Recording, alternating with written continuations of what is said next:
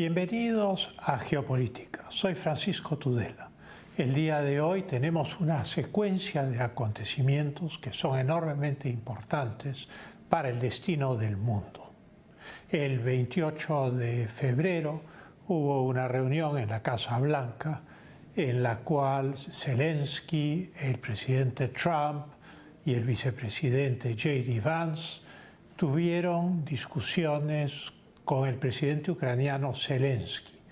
Al ir al Salón Oval, al Oval Office de la Casa Blanca, para la conferencia de prensa, en medio de las preguntas de los periodistas a Trump, Zelensky intervino de una manera inopinada, expresando el dramatismo de la guerra y el costo de la guerra para Ucrania. J.D. Vance, el vicepresidente, dijo que había llegado el momento de la diplomacia, y él contestó abruptamente: ¿qué diplomacia, J.D.? Las cosas terminaron muy mal. Zelensky fue conducido a la puerta de la Casa Blanca y tuvo que irse. Y poco después, al día siguiente, se fue a Londres y hubo una cumbre el 2 de marzo en Londres, una cumbre europea de apoyo a Zelensky. Mientras tanto, el mismo 28, algunos jefes de Estado europeos habían aplaudido a Zelensky. Finalmente, la cumbre europea planteó otra idea del plan de paz que la de los americanos. Y Zelensky se dio por satisfecho con eso, si bien después se plegó hacia los americanos en el sentido de decir que estaba dispuesto a negociar el plan de paz. Esto, naturalmente, tiene sus aristas. Para todo esto, el 4 de marzo fue el discurso ante las dos cámaras del presidente Trump, no el discurso de la Unión, un discurso por los 36 días, los primeros 36 días de su gobierno. Discurso impactante, que casi no tocó el tema ucraniano, muy al final. Y finalmente, el 5 de marzo, el presidente de Francia, Macron, dio un discurso que sí representa un giro en la política exterior de Europa de llevarse a cabo. Con estos temas volvemos en un instante.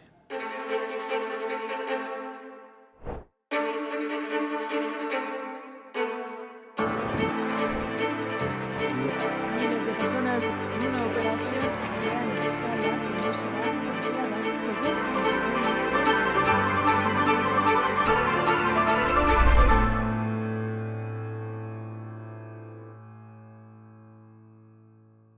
El 28 de febrero el mundo vio un espectáculo que jamás se había visto en la historia diplomática de la humanidad. Esto es una discusión acre, desagradable, entre el presidente Zelensky, el presidente Trump, que trataba de terciar, y el vicepresidente norteamericano J.D. Vance. Ese día se había acordado tener conversaciones, ir a la sala Oval, al Oval Office en la Casa Blanca para tener una conferencia de prensa y luego tener un almuerzo especialmente preparado entre los dos jefes de Estado. Naturalmente las cosas no ocurrieron como estaban previstas en el protocolo. Cuando empezó la rueda de prensa en el Oval Office, ante las reiteradas preguntas de los periodistas al presidente Trump sobre su plan de paz y al exponer él la necesidad de llegar a un plan de paz con rapidez e inmediatamente y empezar a negociar con los rusos, el presidente Zelensky, que no era preguntado por los periodistas, hizo algunas expresiones faciales de desagrado. En un momento dado, el presidente Zelensky hizo una intervención aprovechando una pausa en la conversación con los periodistas que mantenía el presidente Trump y hizo una exposición de las miserias de la guerra de Ucrania, que el mundo conoce, de las dificultades que atraviesa Ucrania, culpabilizando a Rusia, diciendo que el presidente Putin no era de confiar y naturalmente poniendo un ambiente muy negativo al contexto de las negociaciones. Naturalmente, si uno va a negociar con un adversario, pues uno no lo adjetiva, no le pone adjetivos calificativos, no lo califica de malo, en fin, reglas de la diplomacia. El vicepresidente J.D. Vance interviene en ese momento y le dice que tiene que comprender que el pueblo americano ha hecho un gran esfuerzo para ayudar a Ucrania y que es el momento de la diplomacia. Un Zelensky, algo encolerizado, voltea y le dice: ¿qué diplomacia, J.D., tuteando al vicepresidente americano? Inmediatamente el presidente Trump tercia, diciendo que esto es una falta de respeto al pueblo americano, que mal que bien ha invitado a Zelensky para buscar una solución a la guerra de Ucrania y que viene sosteniendo a Ucrania desde el inicio de la guerra.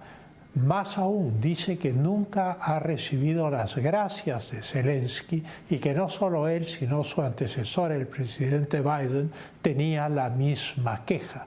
¿Y qué es lo que pretende, faltando el respeto al pueblo americano, qué es lo que pretende obtener?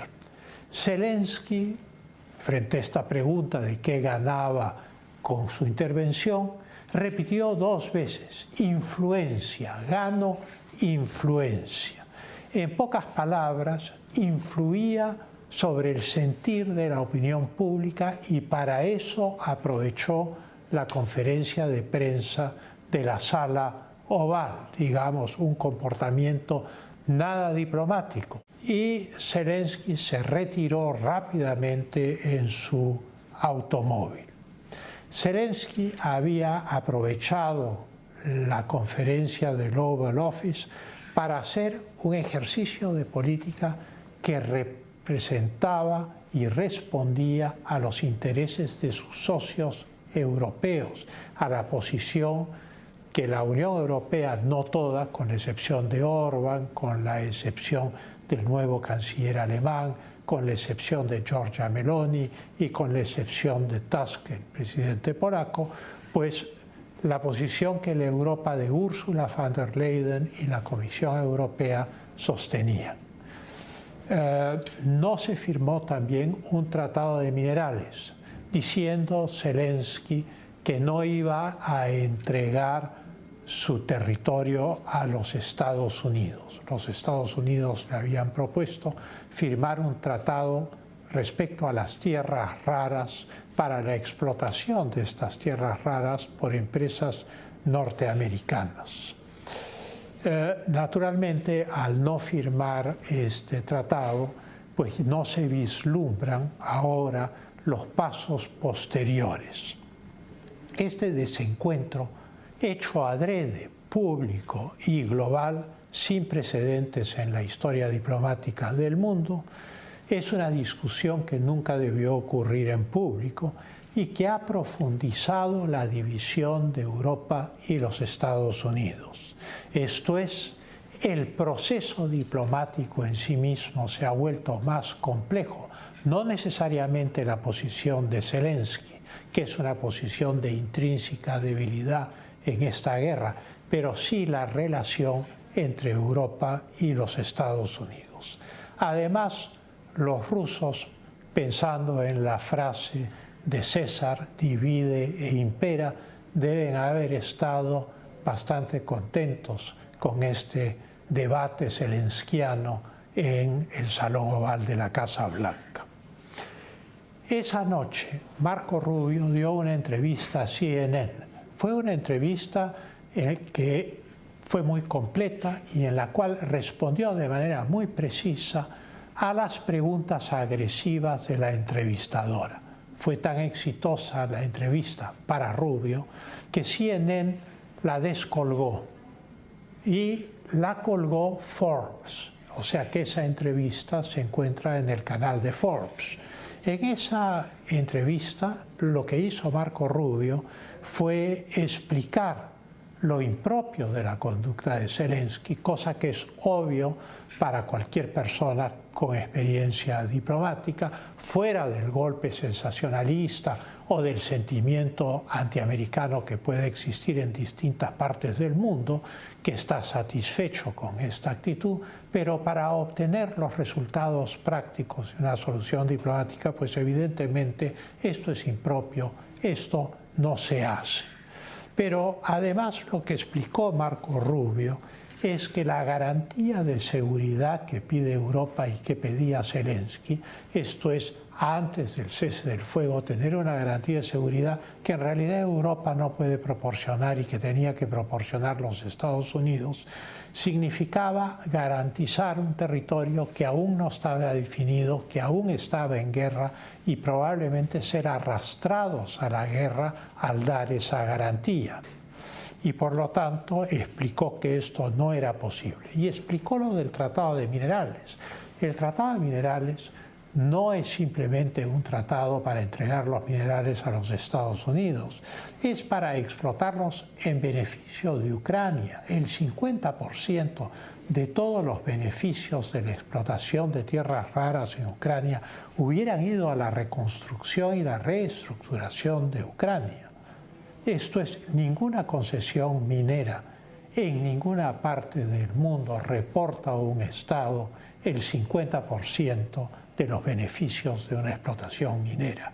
Esto era un gesto importantísimo de los Estados Unidos para no solo sostener a Ucrania, sino también para frenar a Rusia, puesto que evidentemente la presencia americana, el acuerdo americano con Ucrania respecto a la explotación minera con presencia de compañías norteamericanas era un elemento moderador respecto a Rusia, que naturalmente no querría atacar los intereses americanos en Ucrania. Esa misma noche, la noche en que Rubio explicó esto, Zelensky tomó su avión, pero antes de irse dio una entrevista a Fox, al canal de tendencia republicana, y en la entrevista a Fox admitió que su conducta había sido impropia, que no era correcto, pero sin pedir disculpas ni mostrar el menor arrepentimiento. Se dice que Macron 2 días antes había convencido al presidente Trump a tener esta reunión con Zelensky, y entonces hay la tesis de las izquierdas que ven en lo ocurrido en el Oval Office como una celada, una trampa tendida por Trump y Vance a Zelensky. Pero naturalmente lo que uno se pregunta es qué tenían que ganar Trump y Vance con el fracaso de su propio plan frente a la actitud de Zelensky. Pues nada. Y la otra tesis es que es más bien una coordinación de los aliados europeos de Zelensky con Zelensky, concretamente Macron y Starmer, o sea, Francia y Gran Bretaña, para introducir su tesis de qué debe ser un plan de paz dentro del planteamiento norteamericano. El hecho es que a raíz de este incidente, el presidente Trump, disgustado con razón, ha cortado la ayuda a Ucrania y el 4 de marzo ha suspendido, cosa que es más grave, toda la colaboración de inteligencia, o sea, entre los servicios de inteligencia ucranianos y los servicios de inteligencia norteamericanos, toda la cooperación de inteligencia con Ucrania. Esto es, Ucrania está puesta en este momento sobre los hombros de Europa, a pesar de que Zelensky después ha dicho que quiere volver a negociar, que quiere reunirse con el presidente Trump. Sin embargo, no se sabe qué plan de paz va a llevar a la mesa de negociaciones. Todo esto provocó una cumbre europea en Londres. Con ese tema volvemos en un instante para ver la continuación de este episodio.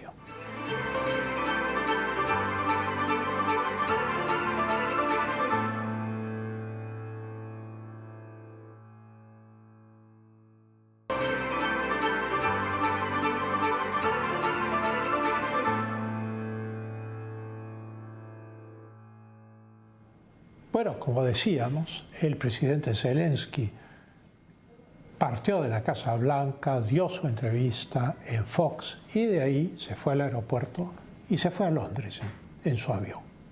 Al llegar a Londres se reunió con Starmer y se llevó a cabo una cumbre europea sobre el plan de paz para Ucrania.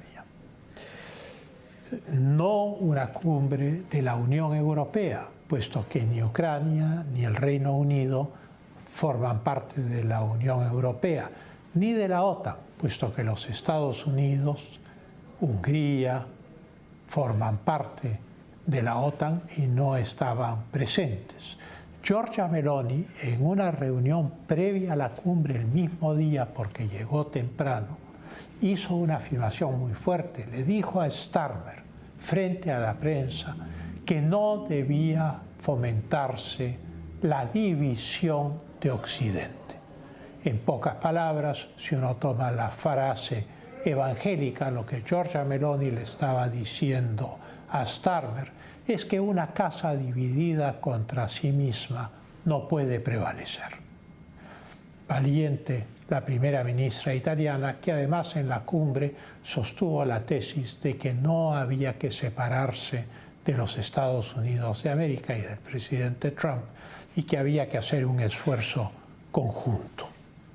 Naturalmente esto quedó ahí, no hubo mayor recepción del mensaje de Giorgia Meloni.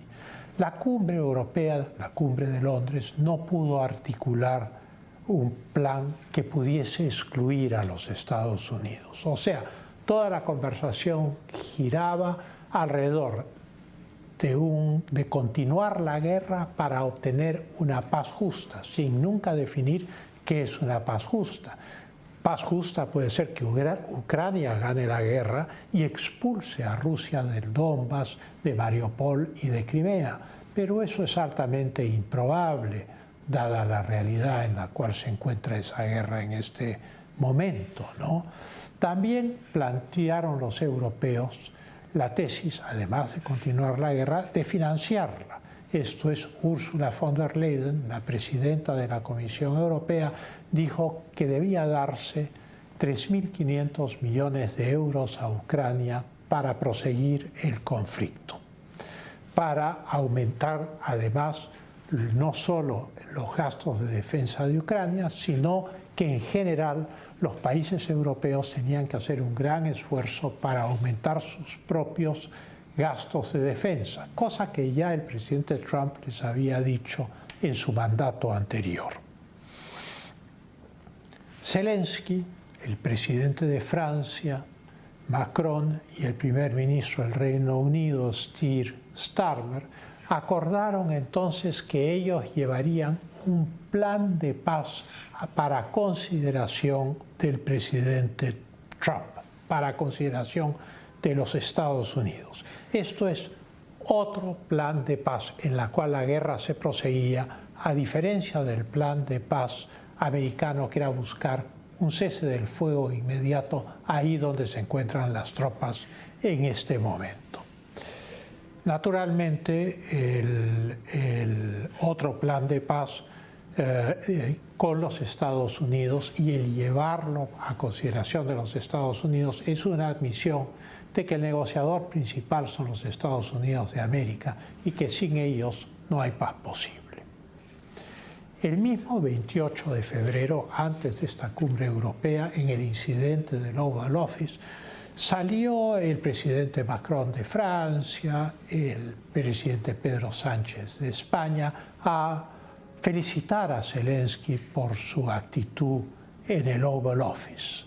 Yo no sé si, viniendo ellos de tradiciones diplomáticas mucho más formales, hubieran disfrutado que eso les hubiese sucedido a ellos en sus propios palacios de gobierno. Pero el hecho es que hay una división de Occidente, o sea, hay una división entre una posición europea y la posición norteamericana. Naturalmente, en la cumbre de Londres, el tema de la garantía de la seguridad fue puesto de soslayo, porque evidentemente Marco Rubio dio a entender que eso no era posible y así se comprendió. Macron sugirió que el cese de fuego también debía ser por aire y por mar. Bueno, si es un cese del fuego, es un cese del fuego total. Pero esa tesis Zelensky la ha adoptado para llevarla a Washington. De tal manera que en este momento hay dos posiciones divergentes que tienen que buscar coincidir en el tiempo. Volvemos en un instante con el tercer episodio de todo este proceso diplomático, que es el discurso del presidente Trump ante las dos cámaras del Congreso americano.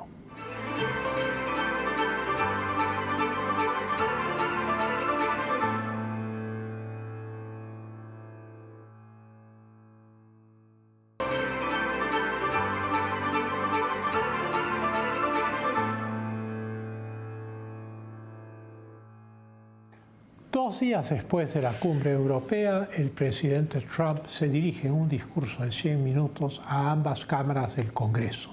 No es el discurso de la Unión, que es una memoria y proyectos legislativos, sino que es un discurso triunfal en realidad de lo que ha hecho en los 36 días de gobierno. Va de lo local a lo global. En lo local es enormemente importante porque muestra en primer lugar lo que él llama que es una revolución del sentido común y afirma categóricamente nuestro país ya no será woke, esto es, abandonará las tesis de la izquierda, plantea rescatar la economía y combatir la inflación para ayudar a las clases trabajadoras, prescribe las medidas de emergencia energética para poner en marcha los pipelines de Alaska, las centrales de producción de energía en los Estados Unidos, describe la supresión oficial de las políticas de género, afirmando que solo hay dos géneros en los Estados Unidos, hombre y mujer, se prohíben las mutilaciones de niños para cambio de sexo, no más hombres trans en los deportes, y describe las acciones de la Oficina de Eficiencia Gubernamental liderada por Elon Musk y se ve un fraude masivo en el Departamento del Tesoro, en la Seguridad Social, con decir que se pagan pensiones a 3 millones de americanos que tendrían en este momento entre 130 y 139 años. Se pagan otros 3 millones de dólares a pensionistas que tendrían entre 140 y 149 años. Y se pagan 130.000 a 130.000 americanos pensiones sobre los 160 años. Hay el caso de un pensionista que es anterior a la fundación de los Estados Unidos en 1776, que recibe una pensión teniendo 360 años. Este es solo un ejemplo. Se refirió también a la USAID y a los absurdos programas de circuncisión, de distintas políticas que llevaban a cabo alrededor del mundo. Se refirió a las tierras raras, serán buscadas en los Estados Unidos, que el objetivo de su gobierno era equilibrar el presupuesto. Habló de las políticas arancelarias, que son recíprocas, se aplican o punitivamente a países que permiten el tráfico del fentanilo y la inmigración, o recíprocamente a países que cobran mayores aranceles a los productos americanos que los aranceles que los americanos cobran a los productos de esos países. En el plano de la política exterior, naturalmente se tocó el tema de Panamá, donde una compañía americana se sustituía a los chinos, el tema de Groenlandia, en el cual hay conversaciones, y contó el presidente Trump que Zelensky había enviado una carta diciendo que estaba listo para las conversaciones de paz. Pero ahí viene nuevamente la interrogante sobre cuál es el plan de paz. Evidentemente el discurso de Trump ha tenido un impacto ideológico global y marca una pauta y un paradigma para las agrupaciones políticas de línea similar que existan alrededor del mundo. El historiador Victor Davis Hanson ha dicho que se trata de una contrarrevolución y de la restauración de Trump.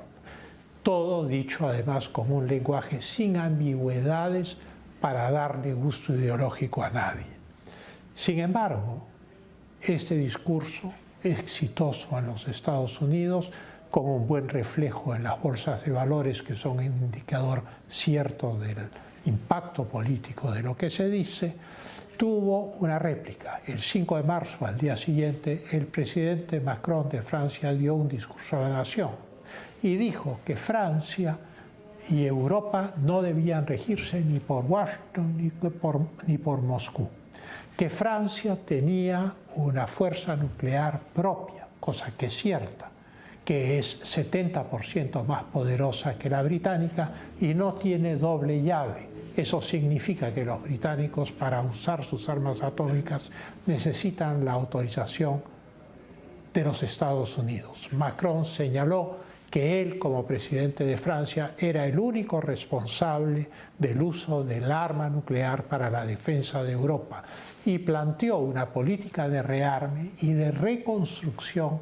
económica para Europa para convertirla en una potencia. Esto sí es nuevo, porque en el panorama que teníamos hasta ahora se veía una Europa debilitada frente a los Estados Unidos, frente a una Rusia agresiva aliada a la China, y súbitamente el presidente de Francia plantea una política que no sabemos cómo será recibida por sus colegas europeos, en la cual Europa podría convertirse en un cuarto poder importante en el mundo.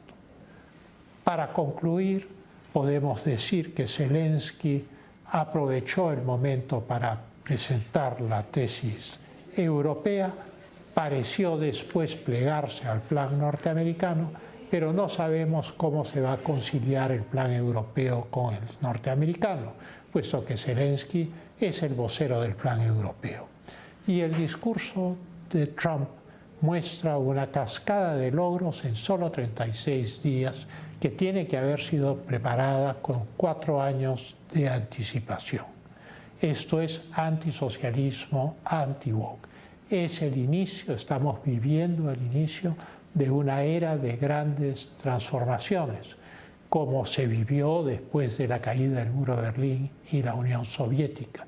Pues bien, esa época, que empezó en 1991, ha concluido el 20 de enero del año 2025 y hemos iniciado un nuevo ciclo de política internacional con varios elementos nuevos e imponderables. Muchas gracias, hasta una próxima edición de Geopolítica.